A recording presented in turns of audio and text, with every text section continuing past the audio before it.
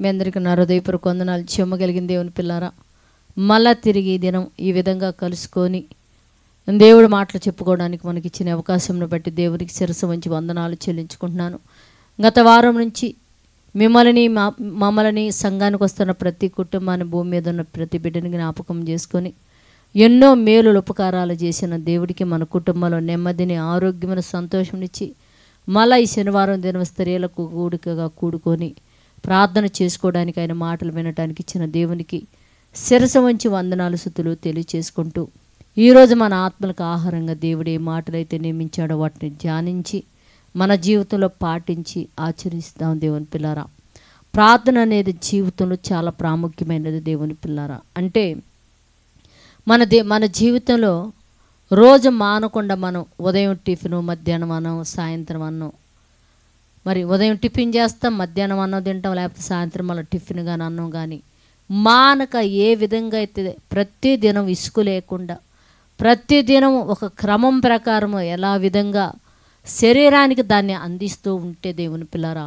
శరీరం ఆరోగ్యం కలిగి నీరసము లేకుండా ఎంత పనైనా చేయగలదు. కారణం ఏంటి అంటే శరీర లక్షణం ఏంటంటే దానికి కావాల్సింది తిండి. అంటే ప్రకృతి సంబంధమైన శరీరము, ప్రకృతి సంబంధమైన ఆహారం ప్రతిదినం దీనికి పెడితే బలము కలిగి మనం ఏ పని చేయమంటే ఆ పని, చేతులు, కాళ్ళు, అంటే శరీరంలో ప్రతి అవయము కూడా మనం పెట్టే ఆహారాన్ని బట్టి బలము కలిగి దేవుని పిల్లారా ఈ లోకంలో పనిచేస్తూ ఉంటుంది. శరీరం మనం చెప్పిందలా చేస్తుంటుంది.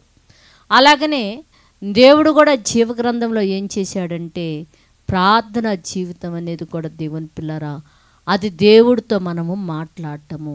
దేవుడితో మనం ప్రతిదినము మాట్లాడటం వలన మనం బలము కలిగి ఉంటాము, ఆలోచన కలిగి ఉంటాము, తెలివి కలిగి ఉంటాము. దేవుని పిల్లారా, ఇంతకీ ప్రార్థన చేయాలని ఒక ఆసక్తి కలిగి ఉండేది ఎవరంటే పరిశుద్ధాత్ముడు, మనలో ఉన్న దేవుని ఆత్మ. దేవుని పిల్లారా, కనుక ఈ దేవుని ఆత్మ ప్రతిదినం కూడా దేవుడితో మాట్లాడాలని ఆశపడుతూ ఉంటుంది. అలా ఆశపడ్డ ఆత్మని మనం దేవుడితో మానక 3 రోజుకి 3 సార్లు కానీ లేకపోతే ఎడతెగక ప్రార్థన చేయటం వలన ఈ పరిశుద్ధాత్మ బహుబలము కలిగి ఉంటాడు. బహుబలము కలిగి దేవుడితో చక్కగా ఆనందించడానికి, సంతోషించడానికి, దేవుడి దగ్గర ఏదైనా అడిగి తీసుకోగలిగే సామర్థ్య సత్వ ఎవరికన్నా ఉందంటే పరిశుద్ధాత్ముడికి. ఎందుకంటే పరిశుద్ధాత్ముడు దేవుడికి మొరపెట్టి మనకి ఏమైనా ఇప్పించగలడు. దేవుని పిల్లారా, అందుకని చెప్పేసి ప్రార్థన అనేది చాలా ప్రాముఖ్యమైనది. అంటే మనం దేవుడి దగ్గర ఎప్పుడైనా సరే మోకరించి ఏదన్నా తీసుకోవాలంటే మనలో ఉన్న పరిశుద్ధాత్మ కూడా బలము కలిగి ఉండాలి. ఈ పరిశుద్ధాత్మ బలము కలిగి ఉండాలంటే పరిశుద్ధాత్మకు ఉన్న గుణం ఏంటంటే ఆయన ప్రతిదినము కూడా దేవుడితో మాట్లాడాలని ఆశపడతాడు. ప్రతిదినము కూడా దేవుడితో ఏదో చెప్పుకోవాలని ఆశపడతాడు. మనం కూడా చూడండి, మనకి ఎవరైనా స్నేహితులు లేదా ఎవరైనా బాగా కావాల్సిన వాళ్ళు ఉన్నారనుకోండి, మన పర్సనల్ ఎవరికంటే వాళ్ళకి మనం అసలు చెప్పుకోము. ఆ వ్యక్తి దగ్గరికి వెళ్ళేసి మనకున్న ఎన్ని చెప్పి ఏడ్చుకుంటాం. మనకున్న ఏం చెప్పి అతని దగ్గరికి చెప్పడం వలన అతను విని ఒకసారి ఏం చేస్తాడు, నేను హెల్ప్ చేస్తాను, నువ్వు ఏడో మాకు, నేను ఉన్నాననుకో అని చెప్పేసి ఎలాగైతే ఒక భరోసా ఇస్తాడో అలాగనే పరిశుద్ధాత్ముడు మన శరీరంలో ఉండే మన బలహీనతలు అన్నీ చూసి పరిశుద్ధాత్ముడు చక్కగా దేవునికి మొరపెడుతుంటాడు. దేవుని పిల్లారా, అలాగనే ఆహారం తింటే ఈ శరీరం ఎంత బలము కలిగి మనం ఏ పని చెప్పినా చేసిద్దో పరిశుద్ధాత్ముడు కూడా ఏదైనా దేవుడి దగ్గరికి మనకు కావాలంటే తీసుకొని ఇవ్వగలిగినంత సమర్థుడు పరిశుద్ధాత్ముడు. అందుకని ఆయన దివారాత్రులు దేవునితో మాట్లాడే పనిలో ఎక్కువ ఇష్టపడతాడు. అలా ఇష్టపడినప్పుడు మనం కానీ మోకరించగలిగితే దేవుని పిల్లారా మన జీవితం కూడా చాలా బాగుంటుందని చెప్తూ, మరి జీవగ్రంథంలో కూడా మనకు తెలుసు, మరి యెషయా గారు కూడా తన గ్రంథంలో ఒక మాట రాస్తూ, మరి 59వ అధ్యాయము 11వ వచనములో ఒక మాట రాయబడింది. 59లో 11వ వచనంలో ఏం రాయబడిందంటే, మేమందరము ఏమండి, ఎవరంటే వీళ్ళు ఇశ్రాయేలు వాళ్ళు చెప్తున్నారన్నమాట, మేమందరం ఎలుకబంటు వలె బొబ్బరించుచున్నాము, గొవ్వ వలె దుఃఖవారము చేయుచున్నాము, న్యాయము కోసము కొరకు కనిపెట్టుచున్నాము కానీ, న్యాయము కోసం మేము కనిపెట్టుచున్నాము కానీ అది మాకు లభించటం లేదు, రక్షణ కొరకు కాచుకొనుచున్నాము కానీ అది మాకు దూరముగున్నది, మేము చేసిన తిరుగుబాటును బట్టి, ఏమండి, మేము చేసిన తిరుగుబాటును బట్టి నీ ఎదుట ఏంటంటే మేము చేసిన తిరుగుబాటు క్రియలు నీ ఎదుట విస్తరించి ఉన్నాయ్యా. అంటే మా మొరను వినే నీ దగ్గరికి మేము ఎంత మొరపెట్టినా కూడా నువ్వు మా మొరను వినట్లేదు, మా మొరను నువ్వు అంగీకరించట్లేదు, మా వైపు నువ్వు చూడట్లేదు అని అంటున్నాడు. ఎందుకు ఆయన వాళ్ళ వైపు చూడట్లేదు, ఎందుకు ఆయన మొర వినట్లేదంటే వాళ్ళు ఏం చేశారంటే విస్తారమైన చెడ్డ క్రియలు, విస్తారమైన పాపములు చేసంట మొర పెడుతుంటేనంట దేవుని పిల్లలారా వారి మొరంట దేవుడు వినట్లేదంట. అంటే ఎవరంటే వారు మొర పెడితే వినరా అంటే దేవుని పిల్లలారా వినడు దేవుని పిల్లారా. మరి ఎవరు మొర పెడితే వింటాడు దేవుడు? ఎవరు మొర పెడితే, ఒకవైపు పాపము చేస్తానే నేను దేవుడితో మాట్లాడితే దేవుడు నా మొర వింటాడనుకోవడం దేవుని పిల్లరా అవివేకం. దేవుని పిల్లలు ఎప్పుడైనా సరే పాపం చేస్తే ఆయన మన పాపము దేవునికి మనకి మధ్య గోడగా మిగిలిపోతుంది. అందుకని పాపం చేస్తూ నేను దేవునికి దగ్గర ప్రార్థన చేస్తాను, పాపం చేస్తాను, నేను దేవుడి దగ్గర ఏదైనా తీసుకోగలను అనుకుంటే అది మన భ్రమేనని చెప్పుకోవచ్చు దేవుని పిల్లరా. కనుక మరి వీళ్ళ పాపం నుంచి వీళ్ళకు విడుదల కలిగి రక్షణ కలగాలంటే ఏం చేయాలా? వీరు మరి దేవుడు వినట్లేదంట. మరి ఎవరు చేస్తారు వీళ్ళ పక్షానని మనం చూడగలిగితే దేవుని పిల్లరా సమూయేలు గ్రంథంలో సమూయేలు గారు ఒక మంచి మాట చెప్తున్నాడు. మనం చూద్దాం. మొదటి సమూయేలు గ్రంథము 12వ అధ్యాయం 23వ వచనంలో ఒక మాట రాయబడింది దేవుని పిల్లరా. 12:23 ఏం రాయబడిందంటే, నా మటుకు నేను మీ కొరకు ఏమంటే మీ నిమిత్తం ప్రార్థన చేయుట మానట వలన. అంటే ఇక్కడ ఏం చెప్తున్నట్టు, నా మటుకు నేను ప్రార్థన చేయుట మానుట వలన యెహోవాకు విరోధముగా పాపం చేసిన వాడగుదును అన్నాడు. అవండి అగుదును. కనుక ఆ ప్రార్థన చేయటం మానకూడదు నాయన, అది నాకు దూరం అవ్వాలా అంటున్నాడు. అంటే ఇతను ఏం చేస్తున్నాడంటే ఇశ్రాయేలు నిమిత్తం అంటే దివారాత్రులు ప్రార్థన చేస్తున్నాడు అంటే దేవుని పిల్లారా. ఎందుకు ప్రార్థన చేస్తున్నారు? మరి దేవుడు వాళ్ళ ప్రార్థన వినట్లే. ఎందుకు? వాళ్ళు పాపం చేస్తున్నారు, ప్రార్థన చేస్తున్నారు. కనుక వారి మొరంట వినట్లేదంట దేవుడు.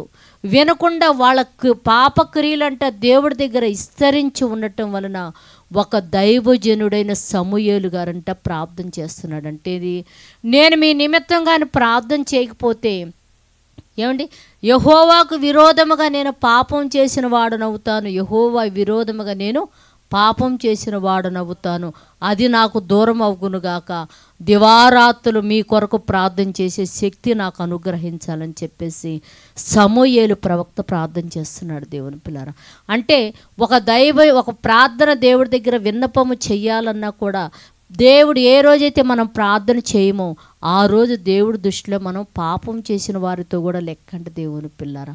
మరి సమూయేలు ప్రవక్త ఇదిగో మీ కొరకు నేను ప్రార్థన చేయకపోతే నేను యెహోవా దృష్టిలో పాపం చేసిన వాడనని చెప్తున్నాడు. కనుక మరి నూతన నిబంధనలో మనకి ఏం చెప్తున్నాడు మహానుభావుడని యేసుక్రీస్తు వారని మనం చూడగలిగితే దేవుని పిల్లారా, నూతన నిబంధన 1 తిమోతి పత్రిక 2వ అధ్యాయం 1వ భాగంలో ఒక మాట చెప్తున్నాడు. మనం చూడగలిగితే మరి నూతన నిబంధన గ్రంథంలో 1 తిమోతి పత్రిక 2వ అధ్యాయము 1వ వచనంలో ఒక మాట, మనము ఏమండి ఒకప్పుడు మనం చూడగలిగితే సమూయేలు గారు ఒక సంపూర్ణమైన భక్తి కలిగిన వాడని అయ్యి ఇశ్రాయేలు కోసం కానీ ప్రార్థన చేయకపోతే నేను పాపం చేసిన వాడనగుదును యెహోవా దృష్టిలో అని మాట్లాడుతున్నాడు దేవుని పిల్లరా. మనకు కూడా నూతన నిబంధనలో మనకి చక్కటి మాటలు దేవుడు ఏం తెలియచేస్తానంటే, మనం చాలామంది ఏమనుకుంటామంటే ఇవన్నీ పాత నిబంధనలో కాదండి, ఈ పాత నిబంధనలో గ్రంథాలు వేరే వాళ్ళకి నియమించినాయండి, మనకు కాదని చెప్పుకుంటుంటారు దేవుని పిల్లరా. అందుకని ప్రతి మాట కూడా దేవుడు నూతన నిబంధనలో మనకు మళ్ళా బుద్ధి కలుగుటకు దాన్ని పాటించడానికి చక్కగా మనకు నూతన నిబంధనలు దీన్ని పదిలిపరిచారు. మనం చూడగలిగితే ఇక్కడ మనము సంపూర్ణ భక్తియు మాన్యత కలిగి నెమ్మదిగా సుఖముగా బ్రతుకు నిమిత్తము అన్నిటికంటే ముఖ్యముగా మనుషులందరూ కొరకు ప్రార్థన చేయాలంట. అంటే మన బాధ్యత ఏంటండి? భూమి మీద ఉన్న ప్రజలందరి కొరకు ప్రతి నిమిషము ప్రతిరోజు ప్రార్థన చేయాలా, ప్రతి పూట ప్రార్థన చేయాలి. ఎవరి కొరకు? మనుషులు అందరి కొరకు. చూడండి, మనం ఏమండి మనుషులు అందరి కొరకు మీరు ప్రార్థన చేయాలా. ఏమండి రాజుల కొరకు, ఏమండి రాజుల కొరకు, అధికారులు అందరి కొరకు మీరేం చేయాలా? ఏమండి విజ్ఞాపనలు, ప్రార్థనలు, యాచనలు, కృతజ్ఞతాస్తుతులు చెల్లించి వారిని చెల్లించమని మిమ్మల్ని హెచ్చరించుచున్నానని రాయబడింది. దేవుని పిల్లారా, ఎందుకు దేవుడు మనల గురించి కోరుకుంటున్నాడంటే, లోకము పాపము చేస్తూనే ఏమండి దేవుడు మమ్మల్ని క్షమిస్తాడు, మాకు అన్నీ ఇస్తాడని భ్రమలో లోకం బ్రతుకుతుంది. దేవుని పిల్లరా, కనుక లోకంలో ఉన్న వారంతా కూడా ఎవరి పిల్లలు అంటే దేవుని పిల్లలు. లోకంలో ఉన్న వారంతా మన సహోదరులు కనుక మనము కూడా దివారాత్రులు కూడా భూమి మీద ఉన్న ప్రతి వ్యక్తి కోసము మీరు మానక ప్రార్థన చేయాలా, నెమ్మదిగా ఉండే నిమిత్తం అన్నాడు. దేవుని పిల్లలు మనం చూడగలిగితే మనం సంపూర్ణమైన భక్తి మాన్యత కలిగి నెమ్మదిగా సుఖముగా ఉండాలంటే మనుషులందరి కొరకు ఎందుకు ప్రార్థన అనుకుంటున్నాడంటే దేవుడు ఎందుకు మనల్ని గురించి ఇది కోరుకుంటున్నాడంటే, వాళ్ళందరూ కూడా దేవుని వైపు తిరిగి రక్షణ పొంది దేవుళ్ళు నడిస్తే, దేవుని పిల్లారా, మన భక్తి జీవితానికి విరోధులు ఎవరు ఉంటారండి? మనకు ఆటంకం కలుగు చేసే వాళ్ళు ఎవరుంటారు చెప్పండి దేవుని పిల్లరా. కనుక భూమి మీద ఉన్న అందరి కొరకు ప్రార్థన చేయమని మహానుభావుడైన దేవుడు మనకు చక్కగా తిమోతి పత్రికలు మనకు హెచ్చరించి చెప్తున్నాడు. కనుక మన ప్రార్థన జీవితంలో మానక మన బంధువుల కొరకు ఏంది, రాజుల కొరకు, అలాగనే న్యాయం చేసే వారి కొరకు మనం చూడగలిగితే దేవుని పిల్లరా, మమ్మల్ని పరిపాలిస్తున్న రాజకీయ నాయకుల కొరకు, భూమి మీద అందరి కొరకు కూడా మనం ఏం చేయాలంటే ప్రార్థన చేయాలి. దేవుని పిల్లరా, మన ప్రియుడు మన రక్షకుడు యేసుక్రీస్తు వారు కూడా చనిపోయి తిరిగి మృతుల్లో ఉంచి లేపబడిన వాడై దేవుడు పరలోకంలో దేవుడి సన్నిధానమును కూర్చొని ప్రతి దినం అంట భూమి మీద ఉన్న మనందరి కొరకు కూడా ఆయన కూడా దేవుడి సన్నిధానంలో ప్రార్థన చేస్తున్నాడు అని రాయబడింది. దేవుని పిల్లరా, అంటే మహానుభావుడని యేసుక్రీస్తు వారే తండ్రి సన్నిధానంలో కుడిపాశాను కూర్చొని ప్రార్థన చేస్తున్నాడంటే భూమి మీద మనం ఇంకా ఎంత ఆసక్తి కలిగి ప్రార్థన చేయాలో మీరు ఆలోచించండి. అది కూడా ఎందుకంట, మన భక్తిని నెమ్మదిగా సుఖంగా మనం కొనసాగించడానికి దేవుని పిల్లరా మనుషులందరి కొరకు ప్రార్థన చేయమంటున్నారు. అందుకని మన స్త్రీలుగా ప్రతి శనివారం కూడుకొని దేశం కోసం, దేశంలో ఉన్న ప్రజలందరి కోసం, ఆరోగ్యం కోసం, అన్నిటి కోసం మనం ప్రార్థన ఎందుకు చేస్తున్నామంటే దేవుడు మనకిచ్చిన ఆజ్ఞ, ఒక బాధ్యత అనుకోవాలి. దేవుని పిల్లరా, ఈ బాధ్యతను ప్రతి ఒక్కళ్ళు కూడా వాళ్ళ జీవితంలో సద్వినియోగం చేసుకొని దేవుడికి సమీపంగా ప్రార్థన జీవితం మీరు కలిగి ఉండాలని ప్రేమతో తెలియజేస్తూ ప్రార్థన చేసుకుందాం. పరిశుద్ధుడా, చెమ్మగలిగిన మా పరలోకపు తండ్రి, నాయనా నీ కృప కలిగిన నామానికి వందనాలు. నాయనా ఇదిగో తండ్రి, సమూయేలు గారి ద్వారా మాకు తెలియచేసావయ్యా, ఏ దినమైతే మేము ప్రార్థన చేయమో ఆ దినమే యెహోవాకు విరోధముగా పాపం చేసిన వారమని చెప్తున్నావు నాయనా. మేము నెమ్మదిగాను సుఖముగాను నా తండ్రి ఉండునట్లు ఇదిగో రాజుల కొరకు, అధికారుల కొరకు, మనుషులందరి కొరకు నైనా ఇదిగో విజ్ఞాపన ప్రార్థనలు, కృతజ్ఞతలు చెల్లించమని చెప్తున్నావు తండ్రి. అట్టి ఆసక్తి భక్తి జీవితం మాలో కలిగిన తండ్రి ఇదిగో అనేకుల కోసం ప్రార్థన చేసే ఒక వీరులుగా మేము ఉండినట్లు కృపను అనుగ్రహించమని అడుగుతూ, ఈ మాటలు వింటున్న ప్రతి బిడ్డకి నాయన ప్రార్థన ఆత్మను దయచి, ప్రార్థన శక్తిని అనుగ్రహించిన తండ్రి నీ సన్నిధానంలో మొరపెట్టగలిగే భాగ్యం మేమని అడుగుతున్నాము నాయన.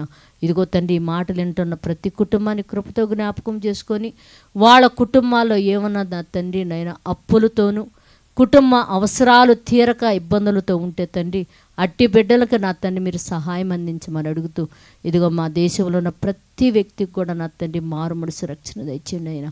భూమి మీద ఉన్న ప్రతి వ్యక్తికి మారుమనసు రక్షణ దయచేసిన తండ్రి నిత్య జీవం లేక ఆ బిడ్డలు చేరునట్టు కృపణను గురించి సహాయం చేయమని మా రక్షకుడు నీ కుమారుడైన యేసయ్య పరిశుద్ధ నామములో ప్రార్థన అడుగుతున్నాము తండ్రి.